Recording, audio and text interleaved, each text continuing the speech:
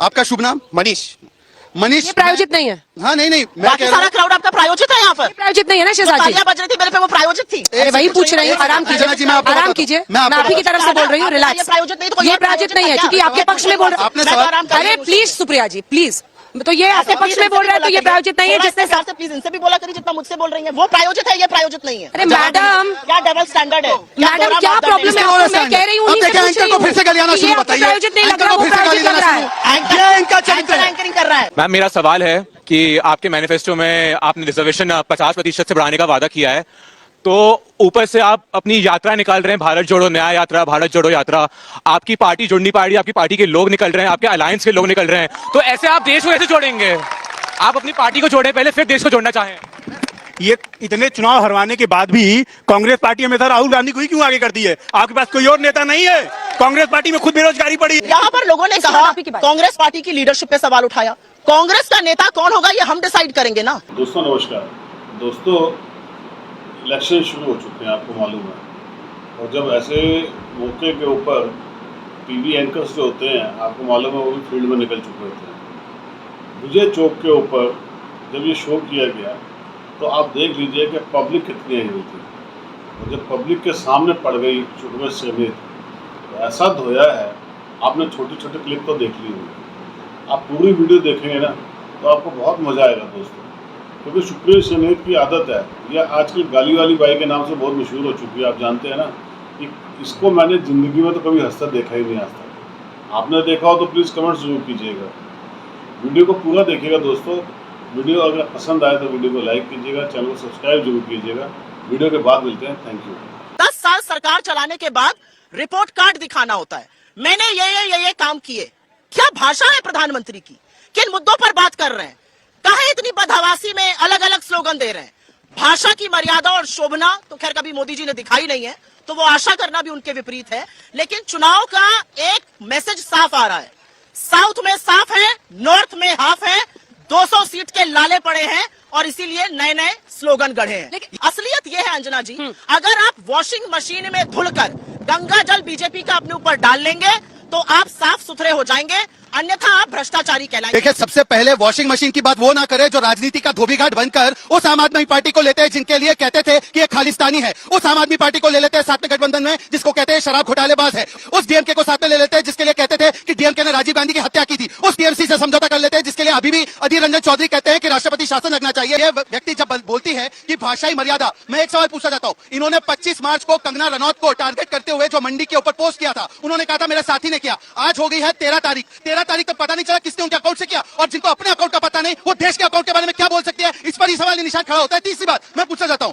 देखिए आज मैंने आपको बताया कि 10 साल में हमारी सरकार ने क्या किया, परंतु इनकी सरकार आई हिमाचल में, इन्होंने कहा 1 लाख सरकारी जॉब्स देंगे। प्रियंका वाड्रा का यह वादा था, तुरंत सुक्कू जी ने कहा नहीं दे सकते। महंगाई की बात की, 10% से ज्यादा इन्फ्लेशन रेट था 2010 से लेकर 14 तक, आज 5.5% है, पर इन्होंने 6 रुपए डीजल के हिमाचल में बढ़ा दिए। इन्होंने वादा किया था कर्नाटका में कि हम लोग 300 यूनिट फ्री देंगे, वहां पर बिजली के दाम बढ़ा दिए। तो इसीलिए इनके वादे कैसे हैं? गरीबी हटाओ का नारा देते थे, गरीबी कभी हटाई नहीं। मेरे अकाउंट से क्या हुआ? मैंने इलेक्शन कमीशन को एक्सप्लेन किया, इलेक्शन कमीशन ने मुझे नहीं, हमें बताइए। भाषाई मर्यादा की बात इन्होंने की ना, इन्होंने भाषाई मर्यादा की बात करते हुए प्रधानमंत्री पर लांछन लगाया। अपनी भाषाई मर्यादा कहाँ है? इन्होंने मुझे टीवी डिबेट का ब्लडी फुल कहा, इन्होंने कंगना रनौत को और मंडी को बदनाम किया। तो बताइए कि मंडी के विषय में और कंगना रनौत के विषय में क्या स्टैंड है? सिंपल सी बात है, इस देश के लोगों का मुद्दा क्या है? मैं आपसे पूछती हूँ, आप लोगों से पूछती हूँ, इस देश के लोगों का मुद्दा बेरोजगारी है कि नहीं है? रोजगार है कि नहीं है? माँ से मणिपुर, माँ से महंगाई, माँ से महिला सुरक्षा नहीं दिख रही है। ये असलियत है, ये चाल चरित्र चेहरा है इस देश के प्रधानमंत्री का। मैंने इनसे पूछा कि सुप्रिया जी अपने पोस्ट पे कुछ जवाब दीजिए, अपने पोस्ट पे एक जवाब नहीं दिया। अपने अकाउंट की सिक्योरिटी का पता नहीं है, परंतु देश की सिक्योरिटी के बारे में बात कर रही है। मैं इनसे सिर्फ इतना पूछना चाहता हूँ, अपने 2 स्पेसिफिक सवाल पूछा हूँ। मैं आपको बता रहा हूँ कि मोदी जी ने किस प्रकार से रोजगार दिया, आप गिनिए और फिर इनके बारे में इनसे सवाल पूछिए। उसके बाद जवाब 10 सेकंड भाई। ईपीएफओ का डेटा 11 करोड़ पे था, आज 27 करोड़ पे है, मतलब कि 16 करोड़ जॉब्स जोड़े गए हैं। उसमें से 70-80% ऐसे जॉब्स हैं जो 18 to 25 के एज ग्रुप पे जोड़े गए। दूसरी बात, मुद्रा लोन 44 करोड़ दिए गए हैं, 1/3 भी पकड़े तो सोचिए कितने जॉब्स हुए। 11 किलोमीटर के रेट पे रास्ते बनते थे, आज 37 किलोमीटर बनते हैं। वो किसने भारतीयों नहीं बनाए। 5 मेट्रो से 20 मेट्रो, 70 एयरपोर्ट बने, ये सब रोजगार सृजन हुआ है। अब इन्होंने 1 लाख सरकारी जॉब्स बोला था हिमाचल में, कितनी जॉब्स दी? 1500 रुपए कितनी महिलाओं को दिए और 6 रुपए डीजल का क्यों बढ़ाया? इन बातों का स्पेसिफिक जवाब मिलना चाहिए, नहीं मिलना चाहिए? मिलना चाहिए, नहीं मिलना चाहिए? मिलना चाहिए कि नहीं मिलना चाहिए? मैं मैं सिर्फ मुझसे जॉब्स की होने बात कर रहा हूँ, ठीक मैं है। सनातन समाप्ति की बात नहीं कर रहा हूँ, मैं हिंदुओं के खिलाफ बात नहीं कर रहा हूँ। आप ये यहाँ इनके नेता जाइए, करते चली हैं, जाती है। जवाब नहीं है। अच्छा, अंजना जी ये क्या बोल रही हैं कि ये मीडिया की स्वतंत्रता के लिए है। अरे भाई 14 पार्टियों ने 14 जर्नलिस्ट को बैन किया, वो कौन सी पार्टियां थी?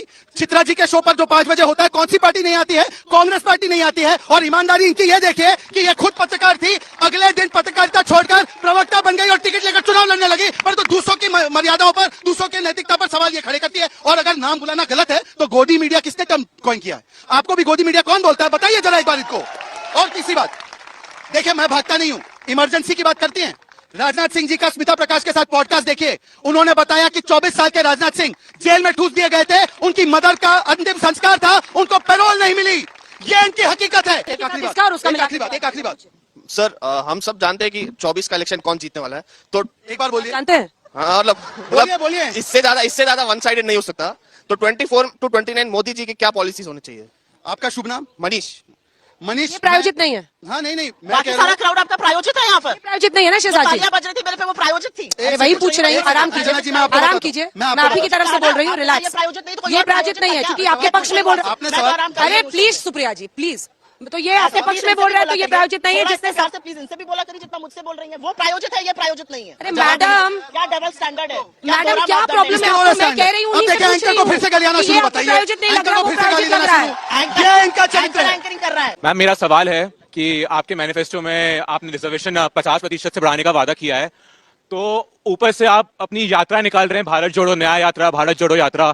आपकी पार्टी जुड़नी पार्टी, आपकी पार्टी के लोग निकल रहे हैं, आपके अलायंस के लोग निकल रहे हैं, तो ऐसे आप देश को कैसे जोड़ेंगे? आप अपनी पार्टी को जोड़े पहले, फिर देश को जोड़ना चाहें। ये इतने चुनाव हरवाने के बाद भी कांग्रेस पार्टी में था राहुल गांधी को ही क्यों आगे कर दी है? आपके पास कोई और नेता नहीं है? कांग्रेस पार्टी में खुद बेरोजगारी पड़ी है। यहाँ पर लोगों ने इसके कहा, बाद आप ही की बात। कांग्रेस पार्टी की लीडरशिप पे सवाल उठाया। कांग्रेस का नेता कौन होगा ये हम डिसाइड करेंगे ना।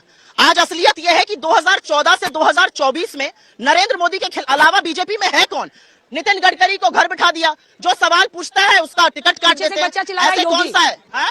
एक बच्चा चिल्ला रहा है योगी, अरे किसने ज्यादा चिल्लाया? ना करवाइए, बेचारे की नौकरी चली जाएगी। जैसे शिवराज सिंह चौहान दूध में से मक्खी की तरह निकाल दिए गए, बाबा को भी अलविदा कर देंगे ये लोग। अभी देखते जाइए, 2024 में बाबा की विदाई ना कर दे। योगी मोदी की बातें मत। राहुल गांधी पर सवाल था। हाँ, तो मैं उसका जवाब दे रही हूँ। मुझे लगता है राहुल गांधी आजाद हिंदुस्तान में एक अकेले नेता है जिन्होंने कन्याकुमारी से कश्मीर और मणिपुर से मुंबई की यात्रा करी। वो मणिपुर जो 10 महीने से जल रहा है, लेकिन प्रधानमंत्री की ना तो इरादा है, ना नियत है, ना हिम्मत है मणिपुर जाने की। पहले तो बाबा की विदाई का ख्वाब देखना बंद कीजिए। महाराजगंज से 5% वोट देकर विदा कर दिया, अमेठी से विदा कर दिया और रायबरेली से हमेशा के लिए विदा कर दिया। तो आज आप छोड़ दीजिए, 80 में से 80 में विदा होने वाले, इसीलिए मैडम ने टिकट लेने से भी मना कर दिया और ये विदा कर दिया। छोड़ दीजिए। मैं पूछा जाता हूँ, इनको अछूत शब्द मैंने अपने लिए इस्तेमाल किया, इनको बुरा लगा तो प्रधानमंत्री मोदी को गंगू तेली, नीच, भस्मसूर, चाय बेच, तू कहां से आया, तेरा परिवार क्या, तो बुरा नहीं लगा। ये तो सामाजिक शब्द कोश से निकल गए ना शब्द, पर देश के चुने हुए प्रधानमंत्री को ये बोलते हैं तेरा परिवार क्या है। मैं डंके की चोट पे बोलता हूँ, हमारा परिवार नहीं है। हम लालू की तरह तेजस्वी नहीं लाते, हम मुलायम की तरह अखिलेश नहीं लाते, सोनिया की तरह राहुल नहीं लाते। हम आपके साथ है, हमारा परिवार आप है। और तीसरी बात, मणिपुर की बड़ी बात चली ना। मणिपुर पर इसी पार्लियामेंट में 2 घंटे अमित शाह बोले, इसमें ही पार्लियामेंट में प्रधानमंत्री मोदी बोले, ये लोग विपक्ष भाग गए। परंतु मैं इनसे पूछा जाता हूँ, संदेश खाली पर ममता दीदी ने शाहजहां को डिफेंड किया, एक शब्द प्रियंका वाड्रा ने नहीं कहा, एक शब्द बेलगावी के न्यूड स्ट्रिपिंग पर नहीं बोला, तरन में महिला को निर्वासित किया गया, एक शब्द प्रियंका वाड्रा ने नहीं बोला, झारखंड में एक विदेशी महिला का सामूहिक बलात्कार किया गया, एक शब्द प्रियंका वाड्रा ने नहीं बोला। और आखिरी देखिए, राहुल के बारे में आप मत पूछिए। आज ही जब गेमर्स के साथ प्रधानमंत्री बैठे थे और नूब की चर्चा हुई, तो नूब की चर्चा बिना नाम लिए ही समझ गए कि राजनीति का ठीक है, नूब टाइम खत्म हो गया। सुना दोस्तों, अब पब्लिक क्या गलत थोड़ी बोलेगी। यही पब्लिक है ना जो जिताती है सबको। पब्लिक बेवकूफ़ नहीं है ना दोस्तों। अब पब्लिक सब जानती है, इसीलिए ये परेशान होते हैं। क्योंकि पहले इन्होंने झूठ की दुकान बहुत चला ली, अभी भी जितना झूठ होता है उतना बोलते हैं, बड़ी महंगाई है, बड़ी महंगाई है। जबकि इनको पता है कि दुनिया के अंदर सबसे कम महंगाई हमारे देश में है। दोस्तों, ये लोगों को बेवकूफ़ बनाते कोशिश करते हैं, और इनके कुछ है भी ऐसे चमचे जो बनाने की कोशिश करते हैं, बनते भी ये लोग। लेकिन अब वो बातें नहीं रह गई। अब लोगों की आंखें खुल चुकी है, सोशल मीडिया आ चुका है, दुनिया हर एक चीज़ देख रही है, बेवकूफ़ नहीं है दुनिया। इसीलिए अब इनकी दाल निकलती है तो ये रोने पिटने पे आ जाते हैं। बात कहीं की और कहीं की कहीं ले जाएंगे। इनके पास मुद्दे तो रह नहीं गए हैं। तो एक राहुल गांधी जैसे पप्पू को इन्होंने पाल रखा है, जो ना कभी ज़िंदगी में नेता बना है ना कभी बनेगा। जब तक सोनिया गांधी जिंदा है तब तक चल रही है, उसके बाद वो भी जेल के अंदर ही मिलेगा आपको।